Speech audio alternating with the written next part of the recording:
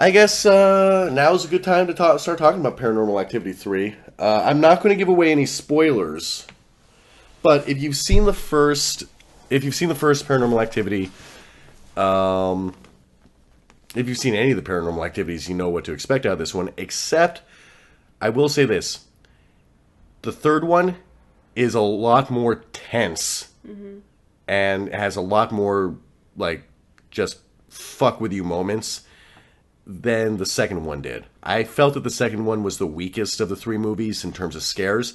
However, in terms of the ending of the movie, the second movie had a great ending. Just a real kind of disturbing ending that tied things together nicely between the first and second one.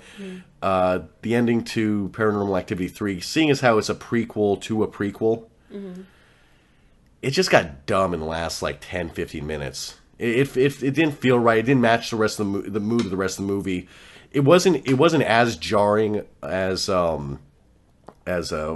that fucking movie where it got all stupid towards the end? Insidious. Insidious. It wasn't as bad as Insidious, where it just felt like a completely different movie. It just felt like they were trying to keep it in the same tone, but there wasn't a reason for there to be cameras around at this point. Except the guy just got in the habit of it, I guess. I suppose. But yeah, I haven't seen it yet because I'm terrified. Yeah, and really after you make three movies, the payoffs got to be really good, but the payoffs actually kind of weak. Hmm. You know, you're like, oh, okay, so that happened, huh? And why?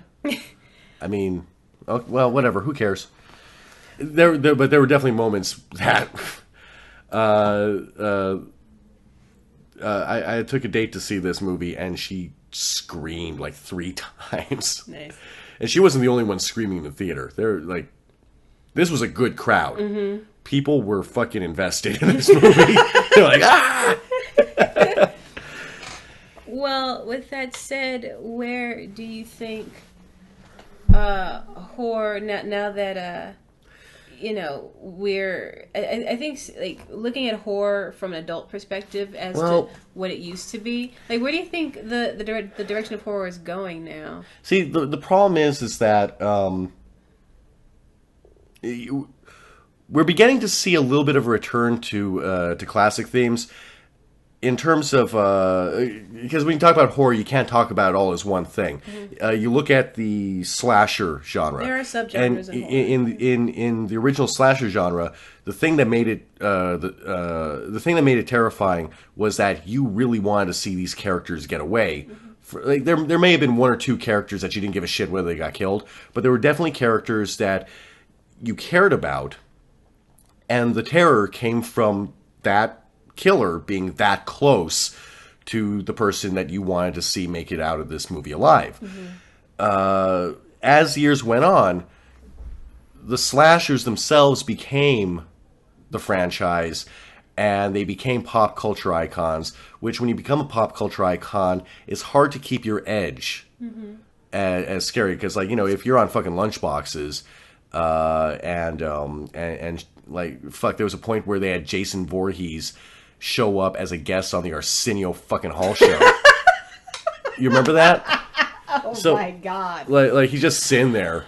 Oh, that is stupid. Yeah, they tend to lose their edge, and because they become the hero of the movie. Now you have like in Nightmare on Elm Street, there were a few of those movies where. In both Nightmare on Elm Street and the Friday the 13th franchise, you wanted to see these little fuckers die. Just really fucking kill them. I mean, at least when people ask me why I like the Nightmare on Elm Street remake, I said simply, it brings it as close to the original movie as we've got in a long time. You actually want to see all these characters live. Wow, my neighbor's really playing rock music. They are. Wow, what a dick. Okay, Sorry, if you can hear rock music, my neighbors. Let's No. We'll keep going. no, we'll keep going, but let's try to just Yeah, tune that out. We'll tune it out. But I just have to say that my neighbor, I think, is sort of like a sad, aging old man who hardly ever has anyone over, and the only time that I hear laughing over there is with coughs close between, because I think getting stoned and playing loud rock music is the only thing that brings him joy anymore in his pathetic, miserable old life. Would you stop it? What? So, Jesus. he's never going to listen to this. Wow. Hey, that's what he gets for giving me the fucking evil. He gives me the stink eye whenever I'm just outside having a cigarette, and he just comes up and I try to give him a nod hi. He just like fucking looks at me like I pissed on his lawn or something. Like, look, it's not my fault. It's not my fault I'm 30 years younger than you. Okay, maybe 20 years younger. 25 years. Split the difference. Okay. Back to my point. Sorry, I get a little snipey sometimes. Yes, that's nice sometimes. What was I saying? Oh, yeah. In the Nightmare on Elm Street remake, you want to see these kids live. None of them are real douchey. There was one that you thought might have been the douche of the movie that you couldn't wait to see him die, but he redeems himself pretty early on. And you're like, oh shit, he actually has real human emotional motives for why he was acting like a dick. And he realized he was acting like a dick, and he came by to say sorry. And just sort of give some support to a friend. Mm-hmm. So you're like, oh shit, and he's gonna die, isn't he? Fuck, that sucks. Yeah.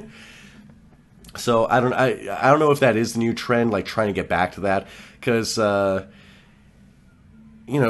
had to have, in Hollywood, they have to have recognized that was a problem, right? Well, yeah. I would think so. Because when you're going to a movie and you're like laughing and cheering every time, every time the supposed bad guy is about to kill someone, it's not a horror movie anymore. No. It's just sort of a perverse superhero movie. Yeah. Now, there is one type of horror that I really like that I don't think we see enough of, and it's the slow burn horror, which is perfectly suited for things like Paranormal Activity, because whenever you're dealing with ghosts, mm-hmm. it's or something of any kind of nature that's unseen or could be unseen. That's the perfect time to do the slow burn, that thing where you're really uneasy, you're not sure what's going to happen, and just when you think something's going to happen, it doesn't. And I'm not talking about that fucking bullshit where they build tension and then a fucking cat runs across the screen. Mm-hmm. Going, meow! That's bullshit. I'm talking about how it builds up and then nothing. Mm-hmm. And then it's quiet. And then you see something out of the corner of your eye start to move. And it's not that jump scare, but it's just this feeling like you felt tense. You felt tense this entire time, and now you feel yourself being slowly filled with dread. Because now you see it coming, and you're like, oh, that is good horror. Yeah. We don't really do it very much anymore. The Japanese got really good at it. I was going to say that the Korean and Japanese horror films, Audition, which I think is a Japanese movie. Audition. It was done really well in The Grudge. Yeah. Not that god awful Sarah Michelle Gellar Grudge, but the original Grudge. Ju-on. But other movies that I've seen, Audition is one of those horror movies, and that does the slow burn really well.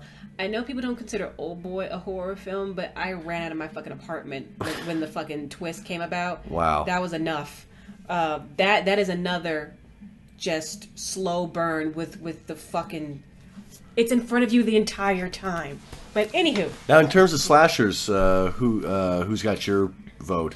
Well, what I would actually like to start seeing more. I'm a huge fan of the Texas Chainsaw Massacre franchise, because I'm a fan of movies that I like exploring the fact that sometimes things just happen. It could be for no reason. You just could be there and something's going to happen to you. And here's the thing, I like the So you're probably like Wrong Turn. I actually never saw Wrong Turn. There is a fucking... There is a disturbing scene in Wrong Turn where they find themselves hiding in the cabin that belongs to these fucking, like, weird, creepy... I think they were deformed, like, inbred motherfuckers. They're hiding in the cabin when these guys get back, and they're underneath this table where these guys are actually chopping up the bodies of their friends. That's no good. Yeah. That's no good. Or, yeah, I even liked the It's a bad scene, man. I even liked the remake of Texas Chainsaw Massacre because it still treated the material I don't know. fairly well. I have a friend who's got like this fucking... He's like, oh, how could you have liked the remake of Texas... I'm like, what? It was good. Yeah, it was good. It had some really good moments. It Expanded a bit. It had a little bit. It paid a little bit more attention to its cinematography, I think, than the original one because of budget or whatever. But I am a fan of not only exploring how bad things can happen to not necessarily good people, it just can happen to Just anybody, people. just to people, but also like how fucked up do you have to be to where that's normal behavior? I mean, it wasn't just Leatherface, it was his family. Yeah. That, you know, like, oh, that fucking scene in the original one where the fucking grandpa that's sitting at the table that's old as salt and it looks like he's half fucking dead. Yeah. And he's like chewing on her finger. It's weird. But I actually like Just another day on the farm. Yeah, I actually like what they did in the original when they tried to make it as it was an actual occurrence with the behind the scenes footage and all that stuff. I do see that kind of making its way. People are trying to do like, oh, this actually happened, and it's sort of like mixing Blair Paranormal Witch. Activity is all about that. Yeah. That fucking Quarantine, Cloverfield. was Quarantine like that? I'm sorry. It was depicting as this event actually happened. But what's that other one? The other that fucking Exorcist movie. That Exorcism movie. The Exorcism of Emily Rose. No. Oh, the new one? Well, I mean, there's that, but there's that one that's coming out. Oh, I don't remember the name of it. Well, there was this trailer that you showed me last week for it, where it looks like everything's from surveillance footage and camcorders and shit like that. It's all collected footage. Yeah. I also liked what I saw with the original Saw. I also liked the horror that also deals with the theme of choices. It's, you know, like you're put in this position and you have a choice to make. Although a lot of those choices leading up to the third movie were not really fair choices. I'm not even talking about. I mean, you know, there's movie. a spoiler alert here, but if you watch the third Saw movie, you realize that some of those traps from the previous movies were not all Jigsaw's intended traps. They were slanted in favor of those people just dying. Yeah, I'm talking about the original, the first Saw. It answers the question. Well, it asks the question: how bad do you want to live? Because he did give you an opportunity to set yourself free. There's a key hidden behind your eye, so you can cut your fucking eye out, get it out, and live. how bad do you want it? I mean, I'm not sure if the writers. I don't think the original writers intended for it to turn into Saw 5, 6, and 7. Well, I think they did. You know why? Why? They actually signed because Tobin Bell was signed on from the get go for 6 films. Oh, was he? I didn't know that. And how many of them have you seen? 2. Oh, I was done after 2. No, you know what? You got out too early. Really? 2 is 2's definitely my least favorite. I have not seen 5 and 6 yet, but 3 and 4, holy shit. Mm-hmm. In part 3, there's this whole thing going on with this guy's, the basis of it is, this guy was living his life, sort of in the past because his son had been killed, by a motorist.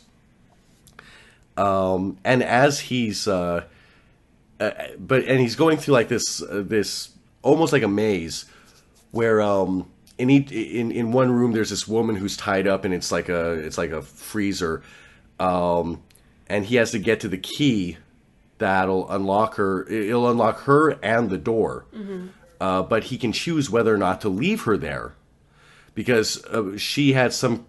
She was complicit in some way in the man who in letting the man who killed his son get off with essentially a slap on the wrist.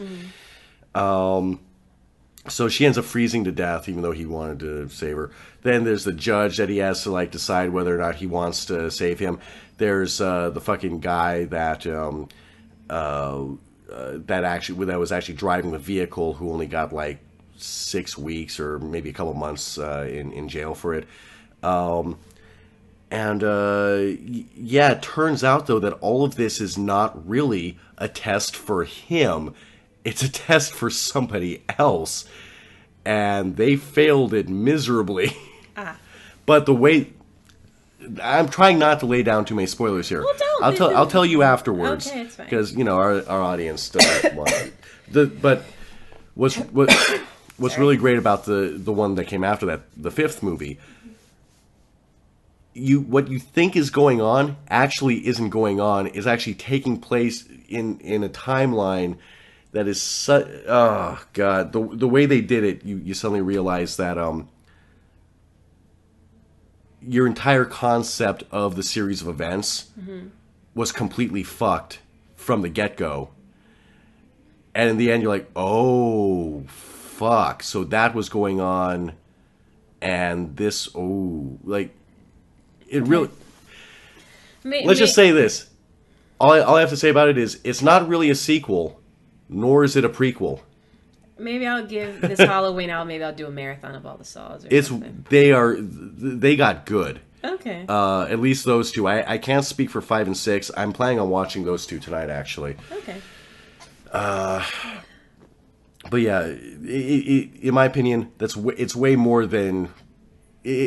Saw's sort of unfairly been labeled torture porn.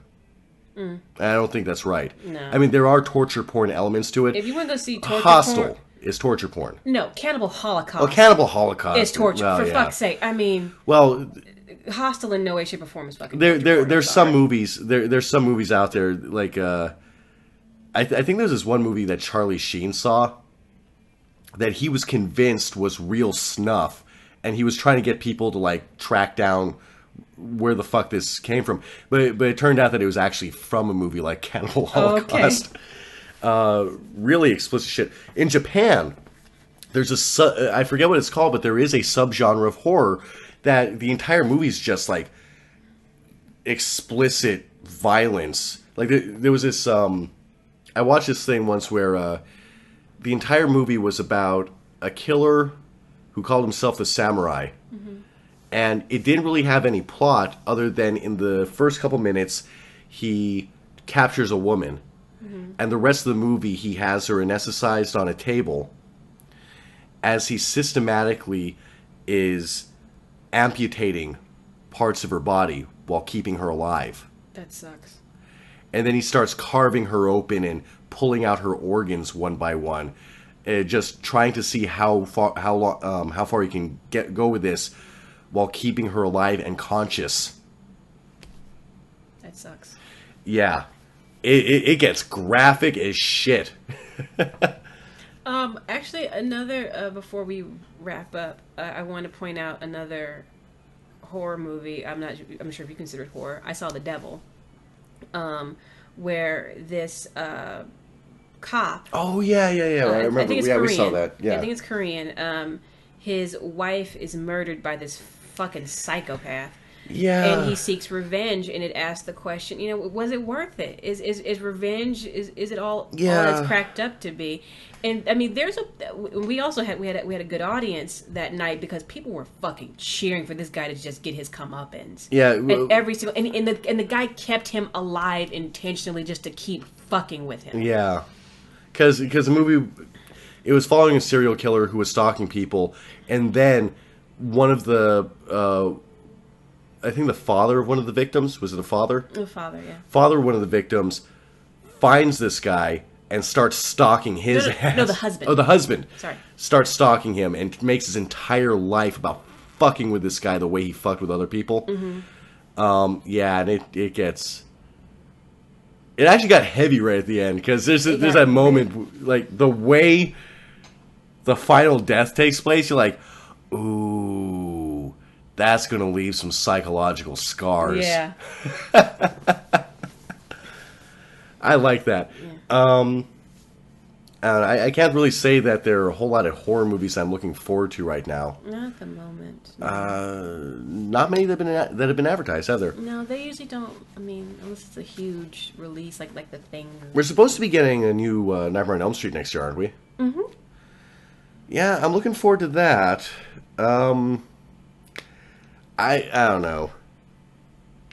It bums me out that so many people have there's this weird backlash towards the movie because it's not Robert Englund and blah blah blah blah blah blah. It's like, calm the fuck down. Yeah, it's like too old. It's like most of these assholes weren't even big Nightmare on Elm Street fans to begin with. They just want something to complain about. Yeah, I don't know. I would go on about more horror movies. The only problem is that most horror movies these days suck. It's all Jack in the Box pop-up jump scares, and I'm not impressed by jump scares. It's like it's the equivalent of someone walking up behind you with a paper bag, with an inflated paper bag, and just popping it. Mm-hmm. Yeah, it'll get you to jump. It doesn't mean it was scary. Yeah. Scary. There's a difference between startling and scary. These movies are startle movies. Mm-hmm. They're not scary movies. A scary movie, you're home alone at night and you're uncomfortable not having the radio or television on. Yeah. Because the silence, is just there. Bad. And every little noise, you're like looking over your shoulder like, what the fuck was that? There are a lot of that shit. Paranormal Activity, to a degree, does that. I think if they had ended it differently, maybe. Like Insidious is one of those where we thought it was going to be good, but then it was just like, yeah, falls off at the end. Same thing with House of a Thousand Corpses. Same thing. Yeah, House of a Thousand Corpses was really creepy. Started really strong, and then just teetered off the fucking. And then all of a sudden, there's Dr. Satan in his little fucking underground wonderland of death. Mm-hmm. I don't know.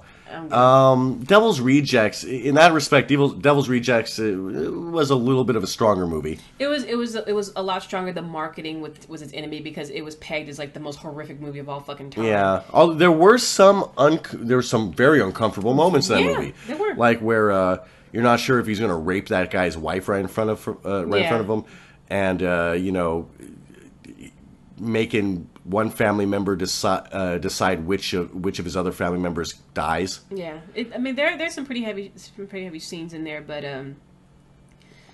by no stretch was it like I said, I liked The Village. M. Night Shyamalan's The Village. I liked it, but it was a victim of its own marketing because it was pegged as this horror movie, and truly it wasn't. It was a fucking period love story. Yeah, it was a period love story that wasn't really a period love story. Yeah.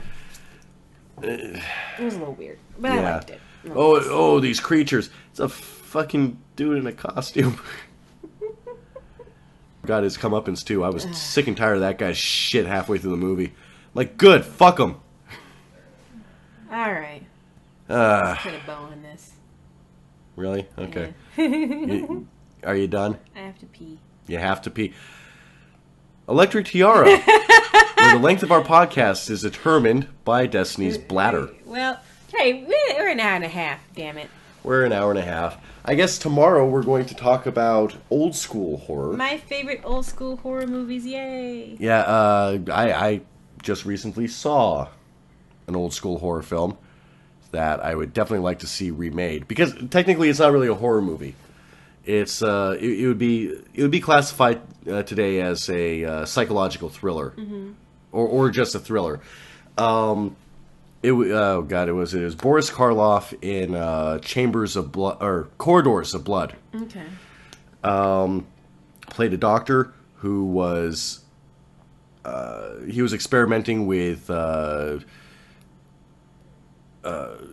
think he was trying to pioneer anesthesiology, or I'm not pronouncing that correctly, am I? No, you are. Am I? Yeah, I don't know. It's one of those words that always makes you feel like you sound drunk. Well, Anesthesiology. anesthesiology is fine. Yeah. Judicial system. Stealing a little bit of Dana Carvey's material on that one. Yeah. But, yeah, it just, eventually he ends up getting hooked on some of the same sedatives that he was using. I think like ether and shit like that. It ruins his practice, and he's disgraced. He ends up running with a bunch of underworld type criminals, and everything starts to come to a head, and people die, and all that shit goes down. I think and he ends up throwing. Do you know what oil of vitriol is? Mm-mm. Yeah, that's the old school term for sulfuric acid. Ah. He ends up throwing a fucking quart of that shit in some dude's face. Nice. Which, for the time, incredibly graphic. I'm sure. We are talking black and white Boris Karloff here. Yes. I mean, older Boris Karloff, but Boris Karloff nonetheless. Okay, yeah, so with that, and that little teaser for what's coming up tomorrow, yeah, I think this has Did you been... forget how to close the show? Yeah, I did, actually. I don't know, I'm a little spaced right now.